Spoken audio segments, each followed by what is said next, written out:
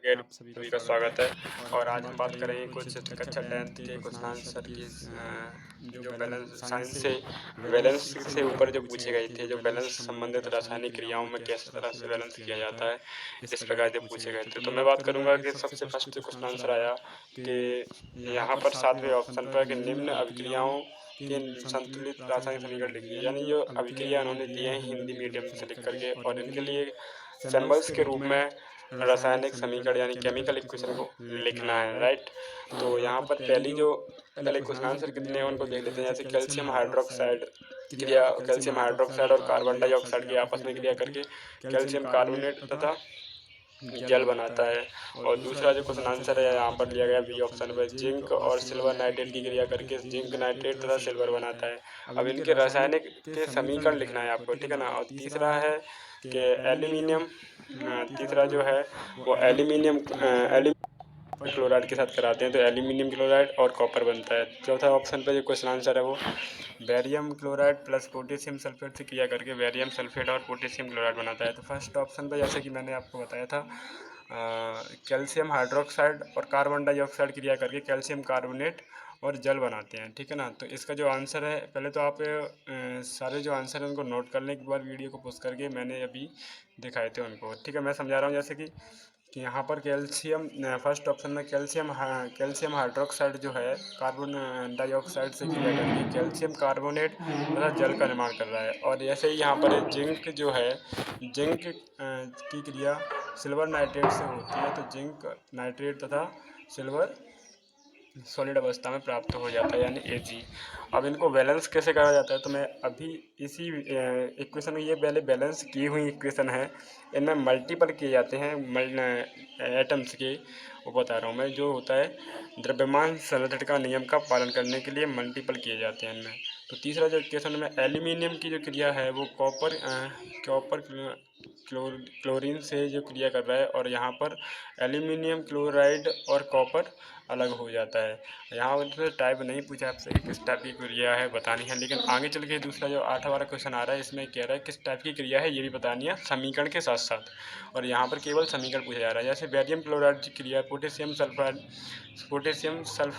Sulphuric अम्ल से कराते हैं, तो यहाँ पर बैरियम सल्फेट और पोटेशियम क्लोराइड बनता है। अब मैं आपको बताऊं कि ये किस तरह की क्रियाएं होती हैं।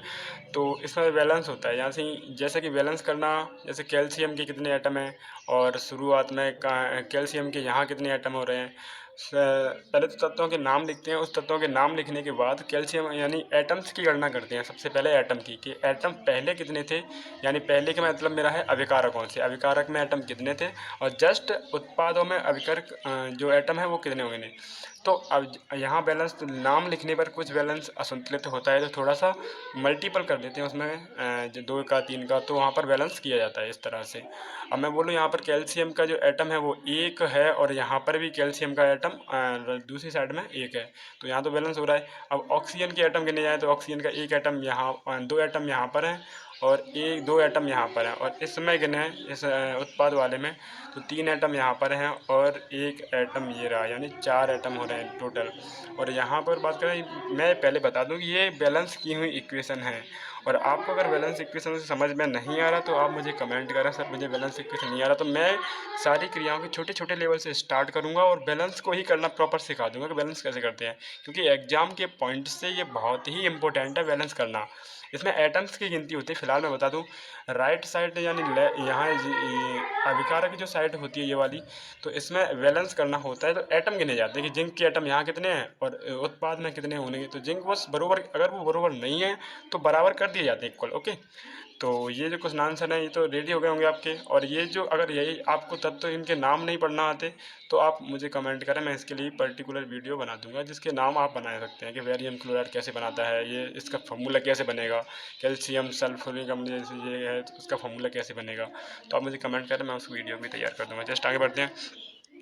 तो यहाँ 8वें क्वेश्चन में इसने पूछा, निम्न अभिक्रियाओं के लिए संतुलित रासायनिक समीकरण लिखिए तथा प्रत्येक अभिक्रिया के प्रकार बताइए, यानी टाइप भी पूछा कि कौन से टाइप की अभिक्रिया, जैसे 3-4 टाइप की अभिक्रियाएं होती हैं, उसमें भी टाइप भी बताना है। अब इसने फर्स्ट क्वेश्चन आंसर पे ये किया कि इसका समीकरण लिखना है।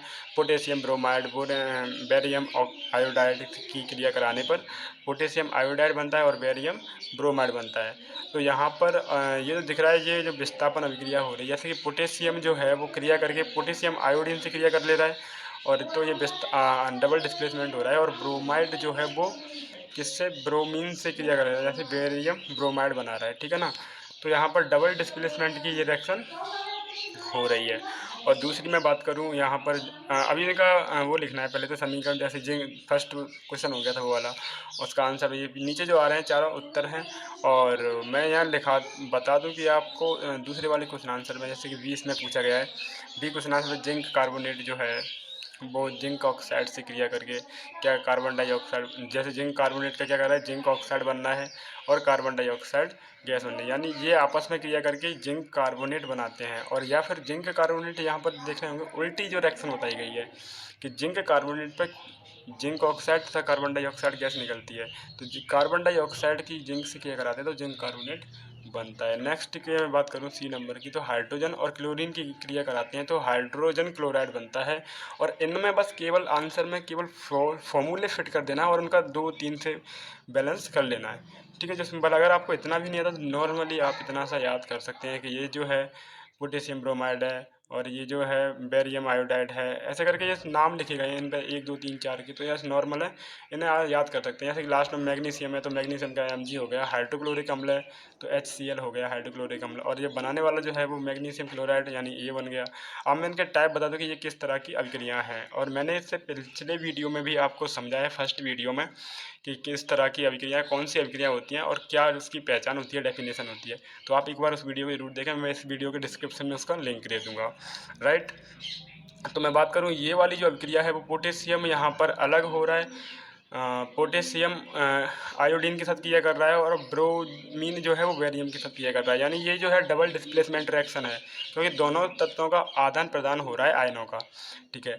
और इसमें जिंक जो है वो ऑक्सीजन के साथ क्रिया कर रहा है और जो कार्बन डाइऑक्साइड गैस निकल रही है, यानी सॉरी यहाँ पर यार ये मिस्टेक्स इन्होंने गलत कर दी PDF वाले ने, कि यहाँ पर जिंक कार्बोनेट और जिंक कार्बोनेट 2 बार लिख दिया, जैसा कि होगा नहीं, यानी ये जो एलिमेंट्स जो है वो गलत है थोड़ा सा ये वाला, ठीक है। तो आप इसको नॉर्मली क्रॉस कर दें, यानी जिंक कार्बोनेट की क्रिया करने पर या जिंक ऑक्साइड और कार्बन डाइऑक्साइड गैस बन रही, तो ये जो हो गई एक तत्व 2 या 2 से अधिक तत्वों में टूट जाए तो उससे बोलते हैं डिस्प्लेसमेंट रिएक्शन, यानी विस्थापन अभिक्रिया, ठीक है। तीसरी वाली की मैं बात करूं तो यहाँ पर हाइड्रोजन और क्लोरीन की क्रिया हो रही है, 2 या 2 से अधिक तत्व और एक पदार्थ बना रहे हैं, तो इसे बोलते हैं संयोजन अभिक्रिया। तीसरे नंबर पर आप लिखेंगे संयोजन अभिक्रिया। चौथे नंबर की मैं बात करूँ तो यहाँ पर हो रहा है मैग्नीशियम और हाइड्रोक्लोरिक जो है वो आपस में टूट रहे हैं, यानी मैग्नीशियम हाइड्रोजन से क्रिया कर रहा है, सॉरी क्लोरीन से क्रिया कर रहा है, तो यहाँ पर मैग्नीशियम क्लोराइड बन रहा है।